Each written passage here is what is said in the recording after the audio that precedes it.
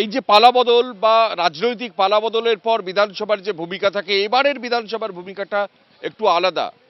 তার প্রধান কারণ হচ্ছে এই বিধানসভা শুধু আইনসভা নয়, আপাতত যেটা ঠিক হয়েছে এই বিধানসভার ভেতরেই আহ, যতদিন না পর্যন্ত মহাকরণ ঠিক হয় ততদিন মুখ্যমন্ত্রীর সচিবালয় এখান থেকেই কাজ চালাবে।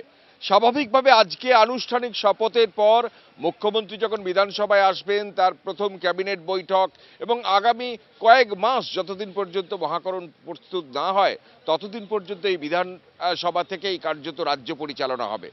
তুমি বিধানসভার ছবিটা আমাদের ক্যামেরা পার্সন বিশ্বজিৎ সাহা দেখাচ্ছে। বিধানসভায় এমনিতেই গেরুয়া আলোয় সেজে উঠেছে এবং বিধানসভার পাশেই কম্পাউন্ডের মধ্যেই যে প্ল্যাটিনাম জয়ন্তী স্মারক কক্ষ আছে, যেখানে লাইব্রেরি আছে, যেখানে মিউজিয়াম আছে, আপাতত সেই জায়গাটা পুলিশ কর্ডন করে রেখেছে এবং সেই জায়গায় যে রাজ্যের যে সচিবালয় মুখ্যমন্ত্রীর সেটাই আপাতত সেখান থেকেই কাজ চালাবে এমনটা মনে করা হচ্ছে।